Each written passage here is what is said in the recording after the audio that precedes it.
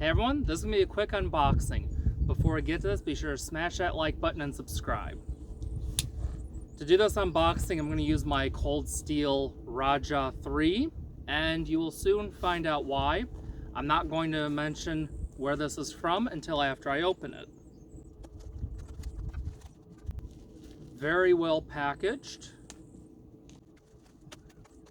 And some of you, I'm sure, already know what this is just from the shape of this package.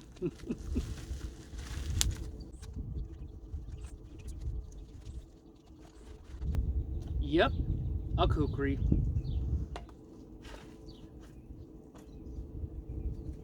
Very well oiled. This is a Nepalese made kukri from ex-Gurkha Kukri House. And as you can see, this thing is really covered in grease. They really made sure that this was well greased for the trip. So I'm just going to get something real quick to clean this off with. And for anyone wondering what it is that I'm using to clean this with, this is just mineral spirits.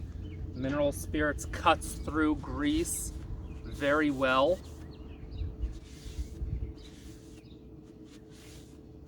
Even if it's something like cosmoline, which is a military thermal grease that you pretty much have to melt off, mineral spirits will get it off. And you really want to get this thing thoroughly clean before sticking it in the scabbard.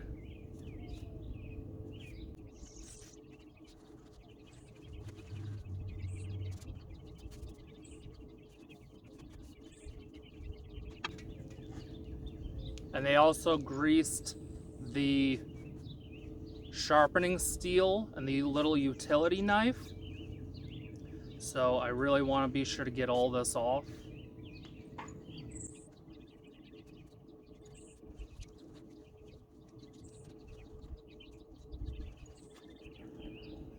And there we go. The grease is now all off.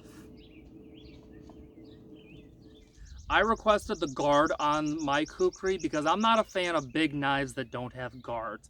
I'm well aware that the little ring in the middle of the handle is to lock between your fingers to prevent your hand from sliding up the blade on a stab.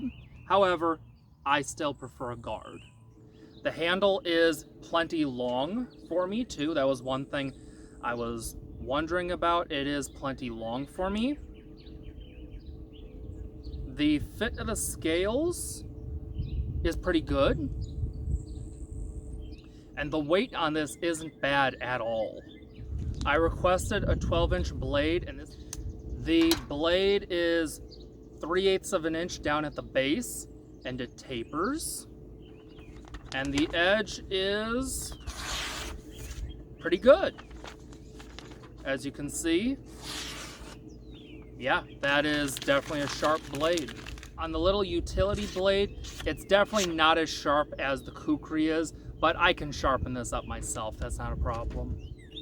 It also comes with a wrist lanyard, as you can see. So if you're chopping and you really want the wrist lanyard, it is here.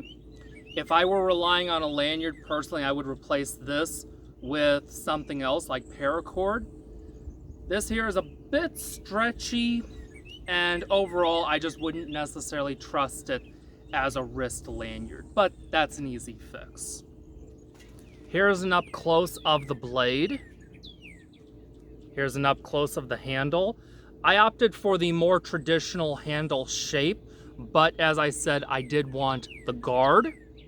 This is a full width tang, just like the Nepalese military kukris. I like that over the stick tang or the through tang. The handle scales are made of rosewood, as are the handles on the sharpening steel and the utility knife. The blade is made of 5160 leaf spring. And here's an up close of the sheath. As you can see, very nice. Here's an up close of the little utility knife. This will, as I mentioned, need some attention, but I can sharpen that. And here is the little honing steel. You can also actually use this also with a ferrocene rod for starting fires if need be.